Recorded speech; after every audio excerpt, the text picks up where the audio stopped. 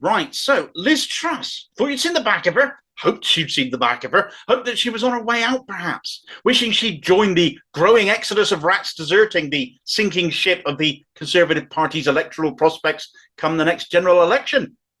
Tough luck, it seems, as her politics, at least, appears to be the figurehead, no less, of yet another new faction within the Tory Party. Now, we've all heard of various factions in the Tory Party, haven't we? There's the ERG, who were chasing the hardest, most damaging version of Brexit, of course. There were the One Nation Tories, who were obsessed with keeping the union together. The Northern Research Group, consisting mainly of those red wall Tories who want to keep their seats. Then there's the Net Zero Scrutiny Group, who are the climate change deniers. Then there's the COVID recovery group, who stopped us taking all the right decisions during the pandemic, which cost so many excess deaths, and are still blocking attempts to this day to return to pandemic measures should we need to. COVID, of course, still very much with us. Functionally, the Tory party consists of several groups of people, all of whom you'd want to take a long hot shower after meeting. And now there's another one built around Liz Truss, as if you thought the Tories couldn't possibly get any worse. And I'll come to that in a moment. Now, before Brexit, most of us probably thought the Tories were all pretty united, pretty much on the same page. When you think of splits and parties within parties, you tend to think more of Labour, with the Red Tory faction lined up against the socialist SCG faction, for example. The Labour centrist types versus what Labour, in my opinion, should be, putting ordinary people first. God forbid anyone should do otherwise. But whereas the Tories seem to manage to overcome their factional differences to an extent, united by their collective greed, I suppose. That's how I've thought about it. But if you think about it a bit more, it's actually about who gets to be in power. And the Tories have just been better at managing that. The Labour right have repeatedly detonated their own party. Look at what happened when Jeremy Corbyn was leader. Look at Michael Foot, splitting themselves in two as a party, splintering off, forming new parties even, like the SDP back in the 80s, like Change UK, though you might remember them better as the funny tinge party. More than once, the Labour right have shown they'd rather have the Tories in charge than a left-wing version of their own party. The Tories, of course, benefit from this each and every time, remaining more solid, ultimately beholden to the wishes of their donors and the establishment, who they represent and who funds them, regardless of which faction of the party the leader of the day happens to belong to. The archaic, way past its sell-by date, first past the post system benefits them in this regard, handing them healthy majorities each time Labour implodes. It's to the ruination of us all that this system is still in place and hasn't been dumped in favour of some type of proportional representation, because we aren't a two-party state anymore. We haven't been for years. But two parties keep holding us to it because neither will make things truly representative, putting themselves before the country each and every time. Anyway, that's an argument for another day. The one thing that always splits the Tories and saw them descend into infighting, of course, was the issue of Europe. The one thing that divided them irreconcilably over decades was Europe, prompting David Cameron to call that referendum with all the chaos, mismanagement and cack-handedness that has followed. The idea was to settle the Europe issue within his own party. The entire Brexit affair, all the mess that has followed, was entirely down to the Tories wanting to settle an age-old internal dispute. The absolute peak example of putting party before country, as the Tories always do, and it didn't even work. They're still at each other's throats over it, which is why Brexit, however you voted, has been ballsed up to the extent that it has. And talking of balls ups brings me straight back to Liz Truss. Truss will go down in history as the shortest serving Prime Minister ever, and thank God for it, after her crackpot economic plans, for which she had no mandate whatsoever, causing financial chaos as it did, sending mortgage rates soaring, all for the sake of completely unnecessary, uncosted tax breaks for big business and the Tory donor types. An ideological attack on each and every one of us ordinary working class folk who would have to pay for it.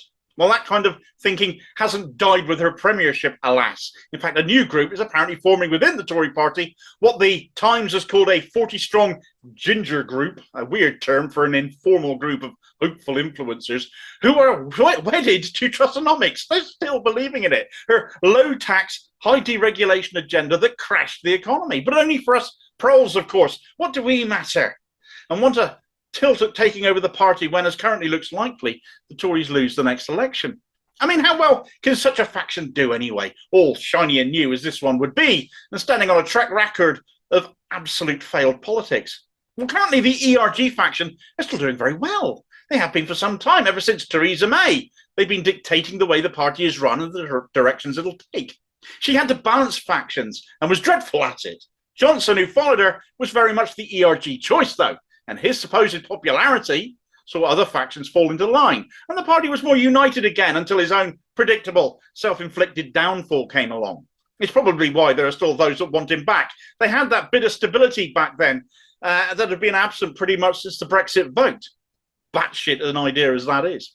Now, if you look at Sunak's cabinet now, you can see that actually he's had to bring those factions back together all over again, Theresa May style, with people from all of these factions forming his cabinet. It's not the cabinet he'd have probably chosen. It's the one he had to put together to hold his party together.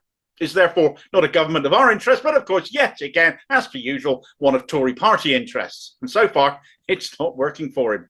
Just count the U-turns he's had to make to appease this faction or another. House building targets ditched. He was forced to cave in over his opposition to onshore wind farms. And now he's just been forced into a climb down over jailing tech bosses over harmful content posted on their platforms. 3 major U-turns just 3 months into the job, and all of these have been inflicted on him by splits in his own party. It's only the racist stuff that seems to get anywhere. The transphobic blocking of the gender recognition reform bill. Frankly, anything Suella Braverman wants to do, hard-right ERG MP as she is. Anyway, back to the point.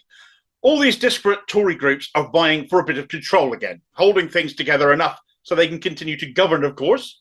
But that broad consensus of compromising with each other around that is getting stretched. Some don't want to compromise anymore, are sick of having to do so. They want more control. They want more say. And this is the juggling act that Sunak has got right now to greater or lesser levels of success. He is another Theresa May, in effect. And so despite the majority he might have, as Theresa May discovered, inheriting one from David Cameron, it doesn't necessarily mean anything when groups of MPs, perhaps enough MPs, can still get together and threaten your legislative programme.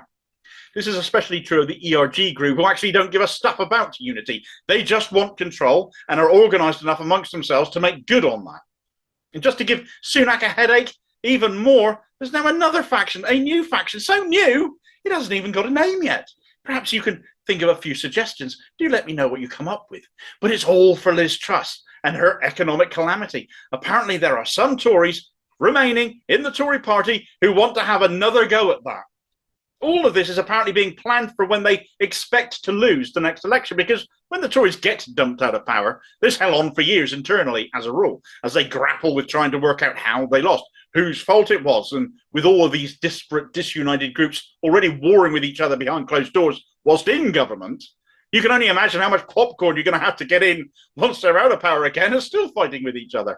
And they want to add another group into that mix? Well, bring it on, kids! The fact there's a group of Tories who want to advocate more Trussonomics as the answer, though, is frankly hilarious, as well as terrifying. There's a part of me that would love to see them come out on top, because the stupidity will be glorious, and to acerbic commentators like me, they'd be a gift. Like all of these Tory factions, they'll point to each other as the reason for the loss, and their own agenda as the answer. It'll be blame climate change, blame the pandemic, blame Truss, blame Sunak, blame the North, blame woke lefties. Hell, we get the blame from everyone else, why not this lot too? You get the gist. The more groups, the better, though, surely. The more disagreement between them, the less chance they have of seeing power. So bring on the batshit Truss worshippers too. The more, the merrier. But that's why this is all happening now, though, isn't it? They haven't lost yet. The election hasn't come, though they are still probably expecting to. If they get their differences hammered out, ahead of the next election, i.e. now, then after they likely lose, they can install a new leader, get back to their typical stance of being united by mutual greed and self-promotion, and give a weakling prime minister like Starmer would be a tough time. Now, some commentators think this could happen quite quickly. I personally don't think it will, unless the ERG come out on top, meaning the Tories get yanked even further to the right, because fundamentally, unless they're pulling the strings, they just as soon let Labour be in charge anyway. Anyone reckoning on the Reform Party, formerly the Brexit Party, even more right-wing than the Tories coming in and filling the void, will be mistaken with an ERG Tory leadership post-general election. Of course, that's assuming they, the most mad of mad Tories, survive with their seats intact. In fact, that's the one thing none of these Tory groups can actually plan for, because they've no idea how badly they might lose, and how many of their numbers will no longer be MPs anyway. Still, that some think a return to the disaster economics of Liz Truss is the way forwards just shows how utterly ridiculous the Tory party is, and how ridiculous some people must be to keep voting for them.